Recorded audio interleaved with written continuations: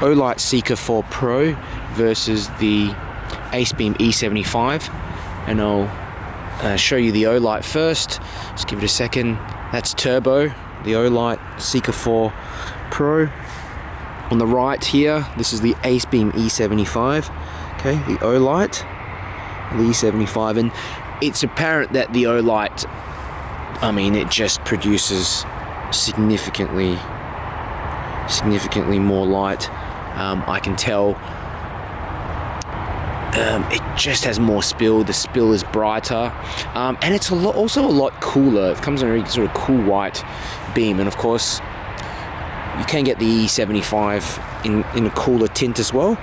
I prefer a cooler tint for visibility and extra output as well. Okay, so both of these are on turbo, and I'm curious to see what is going to happen when they start stepping down.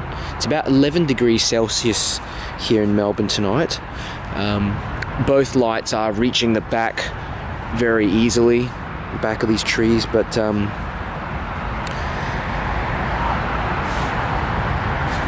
yeah, I mean the Olight Seeker 4 Pro it's just going super strong. Look at that.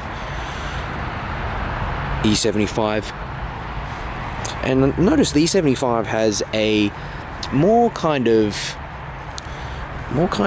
circular beam and a smaller hotspot in the center, and the Olight has a really large hotspot with tons of spill.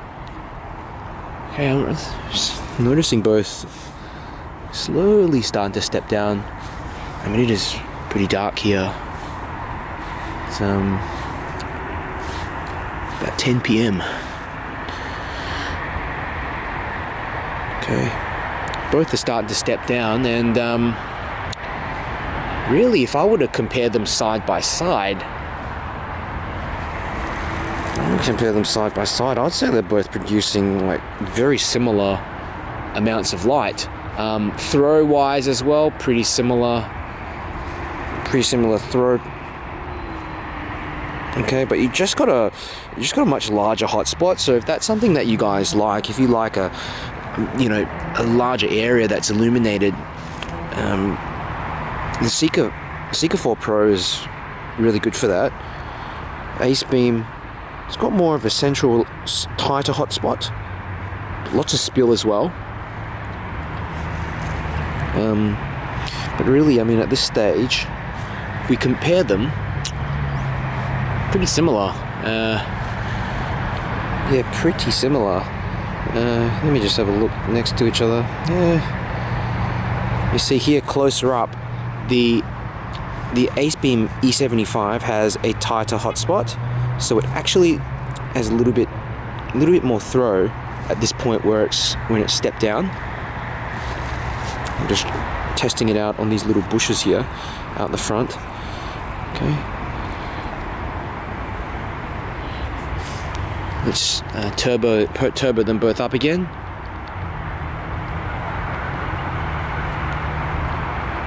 Oops. And that's it.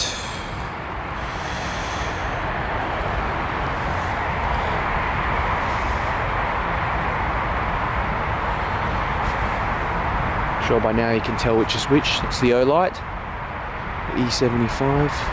Yeah.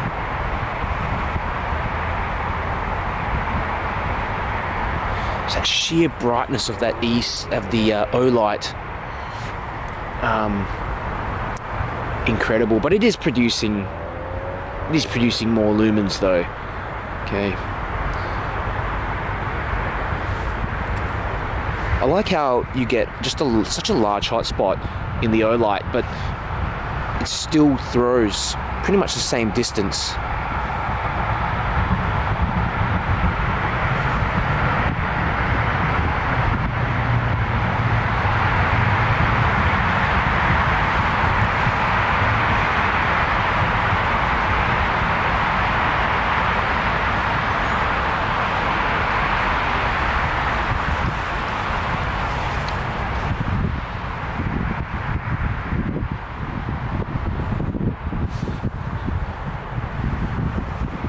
So at this stage, the Seeker 4 Pro will not let me increase it to turbo now. It's kind of stepped down, and you can only have it on the third step, whereas the E75 still is going strong. I can reactivate turbo, okay, and it's brighter.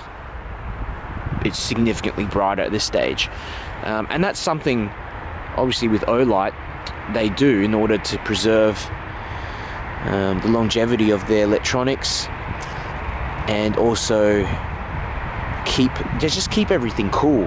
Okay, the E75 is pretty hot, but I wouldn't say underneath the battery tube there's no issue.